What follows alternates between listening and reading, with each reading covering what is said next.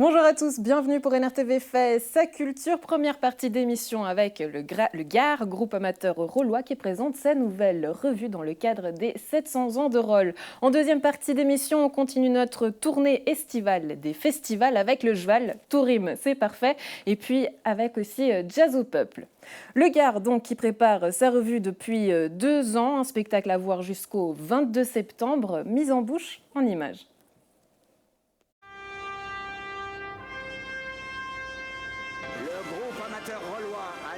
Plaisir de vous présenter à l'occasion des 700 ans de la cité. La revue du Gard, donc c'est une vieille tradition. Et donc moi j'en avais remonté une en 95 qui s'appelait Touche pas à mon casino, c'était avant les réfections de ce casino. Comme la fête des vignerons, on revient 24 ans plus tard pour une nouvelle revue dans le cadre du 700e de la ville de Rolle. Donc ça a été une demande de l'association du 700e d'avoir une facette culturelle scénique.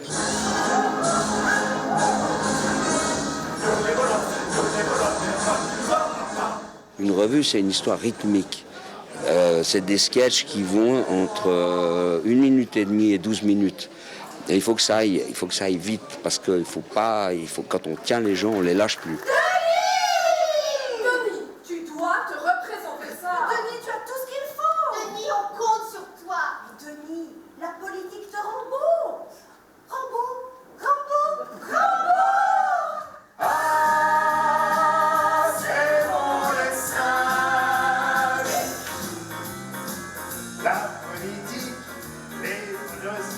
Le propre d'une revue, c'est que vous n'avez pas que des rôles à distribuer, c'est qu'il faut aussi trouver des personnes qui correspondent visuellement aux personnages qu'on va incarner.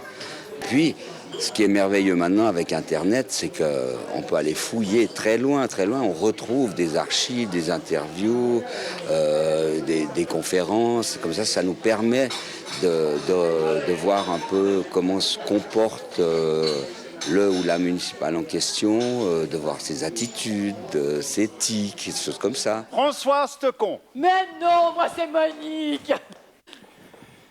Non mais qu'est-ce que t'as, François? T'es bourré? T'es con, Cédric. Aucune censure? Aucune censure. Non, alors il n'y a pas... Je veux dire, c'est une revue.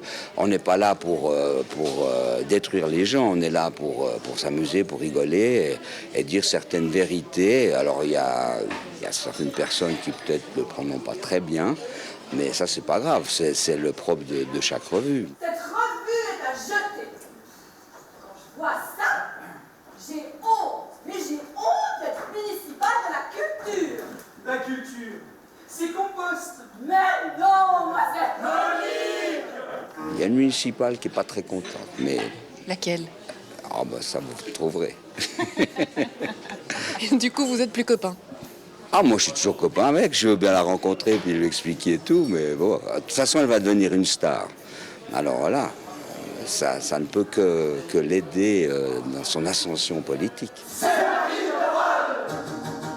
En tant que metteur en scène, est-ce que vous êtes fier finalement de ce bébé? Ah, c'est extraordinaire pour moi, alors c'est une satisfaction totale quand je vois hier. En plus, les gens ils sortent, ils disent « Oh, c'est tellement bien, il y a tellement, on veut revenir ». Alors, on ne peut pas demander mieux.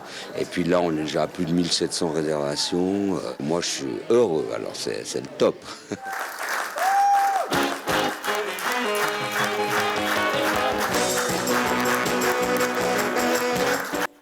Et avec nous en plateau, 2 comédiens du Gard, Anthony Chor, Pierre Luthi. Bienvenue, merci d'être avec nous. Merci. Vous avez gardé le secret jusqu'au bout depuis 2 ans de travail et de préparation. On ne savait pas du tout qui en prenait pour son grade, garde. C'était important pour vous de garder ce secret-là jusqu'au bout? Oui, c'est important de ménager la surprise pour le public. Et puis, ce côté secret, il y a un petit côté magique. Donc, ouais. Grand succès, plusieurs dates à venir déjà complètes, le 5 et le 6 et le 12 septembre, petite précision. Le metteur en scène, il a voulu quelque chose de très pro, on en parlait Anthony. Qu'est-ce que ça a évoqué du coup, qu'est-ce que ça a impliqué du coup chez vous, ce professionnel jusqu'au bout? Ça demande beaucoup de travail de vouloir être pro alors que on l'est pas, on est des amateurs et on a été entouré de pros. Donc on n'a que des gens professionnels qui sont venus, notre chorégraphe, notre prof de chant, c'est des gens qui nous ont fait énormément travailler, notre metteur en scène évidemment, tout ça. Donc ouais, c'est beaucoup de travail. Professionnel, c'est beaucoup de travail. 16 tableaux, 12 chansons, 13 comédiens, 138 costumes, ça c'est les chiffres qu'on aime bien. 139, voilà. Donc pour vous dire qu'il y a du travail. Et puis vous attaquez finalement à l'actualité rolloise. On peut parler notamment des antispécistes, Virginia Marcus. On a d'ailleurs des images. Comment vous avez fait pour travailler finalement tous ces personnages? Il y a des personnages qui viennent assez naturellement. Et puis il y a des personnages sur lesquels il faut peut-être un peu plus se documenter. Je sais que certains ont été voir des vidéos. Il y a des personnages que il ne sait pas, mais je l'ai observé sur une terrasse en train de boire un café pendant qu'il buvait l'apéro. On veut savoir qui c'est. Max Trebout. Évidemment. Et pour toi, Anthony, comment est-ce que ça a été cette préparation des personnages? Est-ce que tu te mettais aussi dans un coin de terrasse? Tu allais chercher des archives? Non, pas du tout. Moi, j'ai pas trop de personnages existants à rôle, donc je suis plus tranquille à ce niveau-là. Je les travaille de mon côté avec Michel qui donne des indications, et puis voilà, je les laisse venir, on va dire ça comme ça. Michel, donc le metteur en scène qui nous disait aucune censure. Vous, quand vous avez finalement été sur scène et joué ces personnages, vous aviez un peu peur ensuite de les revoir peut-être à rôle? Non, c'est plus par plaisir justement. Alors, moi, j'ai un joli rôle, donc je le tacle pas, Max Trebout. Donc je me réjouis de voir ses impressions. Bon, c'est vrai qu'on a une comédienne qui était un petit peu plus inquiète de la réaction de la personne qu'elle interprétait, mais bon, finalement, tout va bien. Ouais, le rôle est très très bien joué, hein, dans toutes les mimiques. On voit ces municipaux qui sont caricaturés, on voit le travail des mimiques, des démarches. Donc là, on voit vraiment ce professionnalisme jusqu'au bout. Et puis, vous attaquez aussi aux commerçants, voilà, qui en attachent peut-être tant d'amour et d'importance à rôle. Là, est-ce que vous avez peut-être des anecdotes à nous raconter? Qu'est-ce que vous avez eu peut-être plaisir à caricaturer? Les commerçants. Pour le coup, moi, je suis Max Trebout, donc voilà. Moi, j'ai pas le sentiment qu'on leur fait du mal du tout. C'est même une gentille petite pub qu'ils ont là. Et puis, ils sont présentés comme des gens très sympathiques. C'est vrai. On en voit là justement des images. Est-ce que vous avez peut-être quelque chose à envier à la Revue Genevoise? Non. Je pense qu'eux peuvent nous envier. Bien répondu. Non. Non, on est dans un cadre fantastique. Jouer à rôle, c'est jouer dans un lieu qui est magique. Le bord du lac, nous, on sort de répétition, on a le lac, les Alpes. C'est un vrai bonheur de jouer dans ce théâtre. Maintenant, justement, que la pression des premières est passée, est-ce que vous commencez à vous amuser sur scène, Anthony? Moi, oui, beaucoup. Mais avant, j'ai commencé à m'amuser avant, pendant les filages, quand on a vraiment eu le spectacle qui roulait, qu'on mettait nos costumes et tout ça, et que ça tournait derrière. C'est vrai que tout d'un coup, le plaisir est vraiment venu. Puis bon, maintenant, il faut s'amuser jusqu'au bout, quoi. Il faut qu'on en profite parce que ça va aller très vite. Ouais. J'imagine que chaque soirée est différente, il se passe toujours plein de choses en coulisses. Est-ce que vous avez d'ailleurs des petites anecdotes à nous raconter, Pierre? Anecdote. Chacun a sa façon de se concentrer. Donc certains sont plus expansifs que d'autres. D'autres ont besoin de calme et de silence. Donc il y a ça. Et puis ce qui est assez incroyable dans ce spectacle-là, c'est qu'il y a énormément de changements de costumes. Donc les gens courent en coulisses. On ne devrait pas courir en coulisses, mais là, on n'a pas le choix. Donc il faut faire attention de ne pas attraper une chaussette, allez, disons-le comme ça. Voilà, par exemple. Non, mais c'est organisé au millimètre. On C'est a absolument des habilleuses incroyable. avec nous, on n'est pas tout seul derrière. On a 3 habilleuses professionnelles, on va le dire, qui nous aident. Et sans elles, on ne ferait pas grand-chose, quoi. Donc non, ça va. Mais parfois, ça se télescope, on se rentre dedans. Il y a quand même parfois encore des petits... Ah oui, on se croise dans le couloir. Ouais, on se croise dans le couloir. On fait des body checks, ce genre de choses. Pour convaincre les gens à venir finalement vous voir, est-ce que vous avez peut-être quelque chose à leur dire, Anthony? Il faut venir absolument voir leur revue parce que... Parce que c'est un travail de fou et que non, ça vaut la peine de venir voir ce qui a été fait depuis 2 ans, le travail de toute cette troupe, de ces 30 personnes. On n'est pas 30 sur scène, on est juste 13, mais de tous les gens qui sont derrière et qui bossent et qui nous permettent de nous éclater sur cette scène magnifique. Non, ça faut venir voir. Ouais, Pierre, vous voulez rajouter quelque chose? On est une vraiment belle équipe et je pense que le public le ressent. On s'amuse sur scène et ça se ressent. C'est un spectacle flamboyant. Et certains m'ont dit « Ah, mais je ne connais pas l'actualité rolloise. » Mais le spectacle se suffit en lui-même, donc n'hésitez pas à venir. Merci d'avoir été avec nous. Le Gard, donc, à voir au Casino Théâtre de Rolle tous les jeudis, vendredis, samedis et dimanches jusqu'au 22 septembre. Le Cheval Open Air a soufflé ses 15 bougies du 28 au 31 août à Beugnin, du côté de Sarreau-Dessus. Il a offert 4 soirées intenses, dont une sold out. Cerise sur les gâteaux pour NRTV, des bénévoles nous ont dévoilé quelques anecdotes croustillantes lors de leurs premiers amours avec le festival.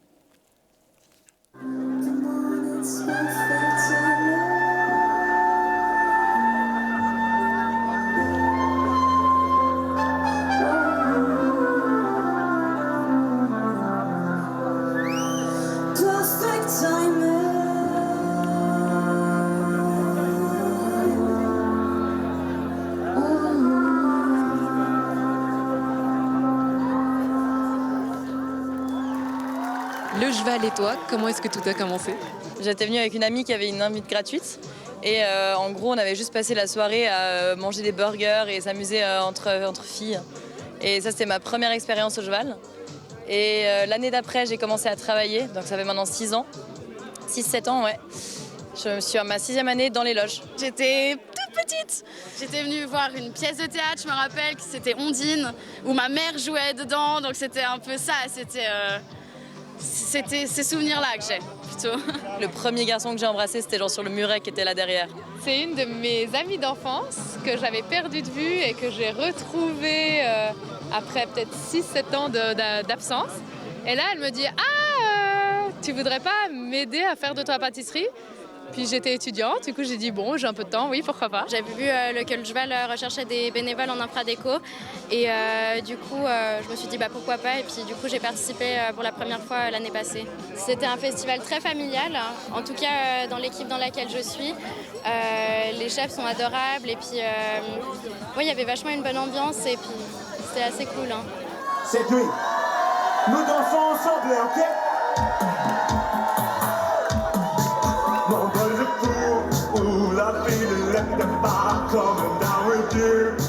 Le cheval, c'est clairement une histoire d'amour. C'est que des gens qui sourient, c'est que des gens qui s'amusent, qui boivent du bon vin, qui mangent de la bonne bouffe et qui écoutent de la bonne musique. C'est physique, mais c'est très satisfaisant. Du coup, on a monté par exemple la scène qui est là-bas, les tentes. On a préparé la décoration du festival. On met des planchers aussi. Plein de choses comme ça en fait, tout ce qui permet de construire le festival.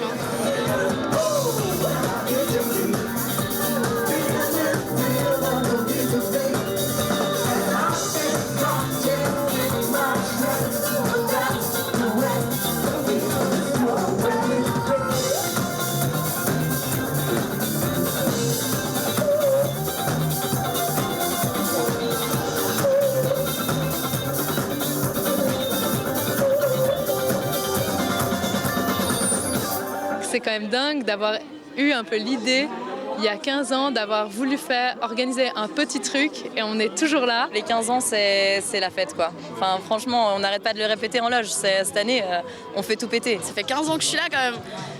Donc ouais, pour moi, c'est la fête.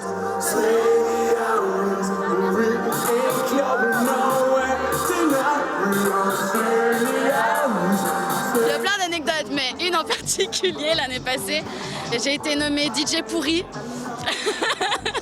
parce que j'ai pris le contrôle de la musique et voilà. Et puis ça a été un peu notre emblème aux loges. Au début, il n'y avait pas de stand de nourriture. Donc les seules pâtisseries qu'on faisait, c'était censé nourrir tout le festival. À 8h, on était sold out. Il n'y avait plus rien à manger.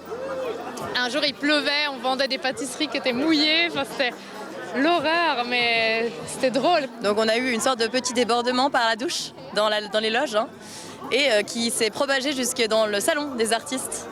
Donc en fait, on a passé de 23h à 2h30 du matin à éponger, vider dans les seaux et aller les vider dans les vignes. On était aidés par les artistes pour faire ça, ce qui était juste quand même incroyable, ça résume bien le cheval. Merci, et à bientôt.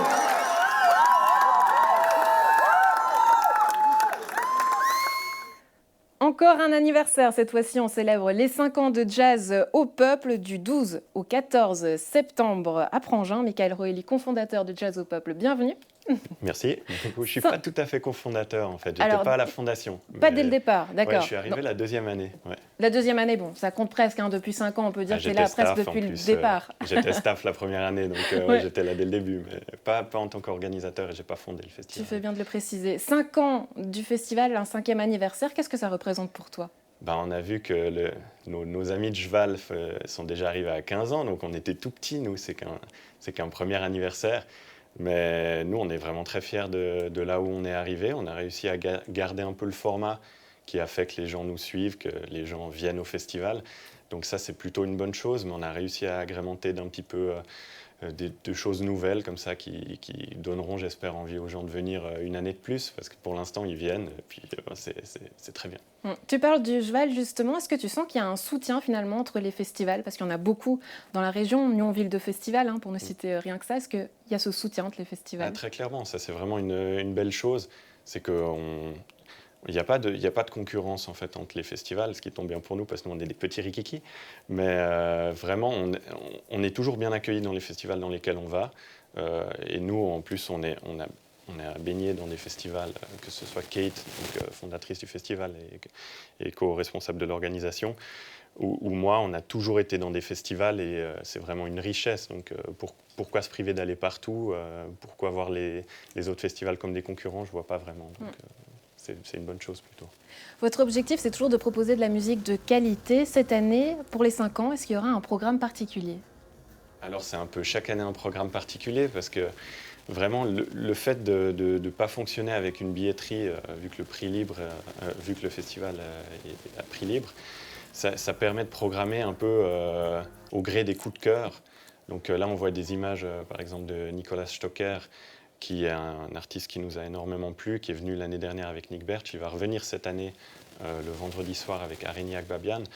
Donc, on a surtout amené quelque chose à côté du festival dans sa formule traditionnelle, en venant, par exemple, proposer un ciné-concert improvisé, qui est là quelque chose de vraiment particulier. Déjà, les ciné-concerts, ça ne court pas les rues. Ouais.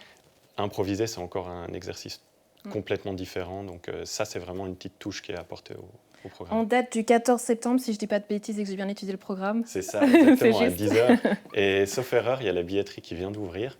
Donc les gens peuvent aller réserver leur place. C'est gratuit, bien sûr. Tout est gratuit, entre guillemets, chez nous. Il faut bien comprendre que rien n'est gratuit, vraiment, à proprement parler. Mais en tout cas, l'entrée est libre. Mais par contre, il faut réserver des billets pour le ciné-concert improvisé parce que la salle a une capacité qui est limitée. Rien n'est gratuit, c'est important de le soulever, surtout dans le contexte économique actuel, notamment le retrait de Prangin du conseil régional. Du coup, vous n'allez plus bénéficier de cette subvention. Pour vous, qu'est-ce que ça engendre ? Ça engendre quelques petites questions sur le financement de la prochaine édition. Pour l'instant, on ne s'est pas vraiment penché sur le sujet, à vrai dire, parce qu'on laisse ça pour les après-festivals. Une fois qu'on fera le bilan, on commencera à se poser des questions pour la suite. Après, voilà, c'est des dommages politiques. Donc là, on est un peu une victime collatérale. Est-ce que ça remettrait en doute la durée du festival, la vie du festival ?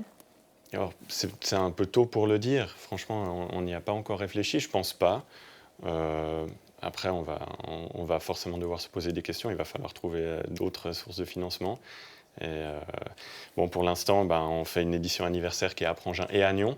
Donc, on peut imaginer qu'on est un peu le cul entre deux chaises. Mais en fait, nous, on le voit vraiment comme une opportunité de toucher plus de monde plutôt qu'une espèce de situation géographico-politique. Une volonté de grandir. Tu nous disais la volonté aussi d'apporter toujours peut-être de médiation culturelle. Pourquoi c'est important pour vous d'éduquer les gens à la musique jazz ? C'est ce qu'on essaye de faire depuis le début. Donc en fait, la médiation culturelle, elle vient vraiment s'inscrire dans le projet tel qu'il était défini à la base.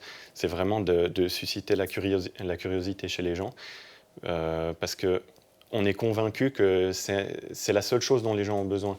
C'est juste un petit peu de curiosité, et puis comme ça, ils pourront s'ouvrir à d'autres formes de musique, dont celle qu'on propose, celle avec un S à la fin, parce qu'il y a différents types de musique qu'on propose à Jazz au Peuple, même si tout est réuni sous le mot jazz.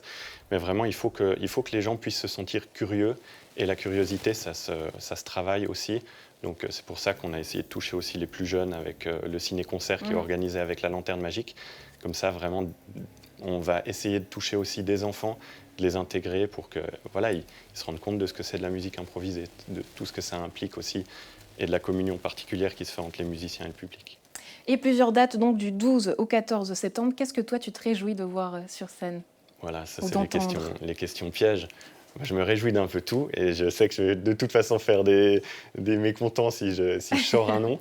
Donc moi je vais surtout mettre en valeur la venue exceptionnelle de Areni Akbabian. On a la chance d'avoir cette artiste qui vient chez nous et elle a publié un album qui est vraiment magnifique chez ECM, qui est un label vraiment, vraiment très important dans le monde de la musique. Et la première mondiale est chez nous. Donc ça, c'est vraiment quelque chose d'assez exceptionnel. Et forcément, vu que là, ici, on vient parler d'un Nyon Région Télé, je m'adresse aux Nyonnais et que les Nyonnais viennent au concert de préouverture qu'on fait le jeudi 12 avec ce groupe dont je ne sais pas comment prononcer le nom, Jaune, qui va jouer. C'est inédit.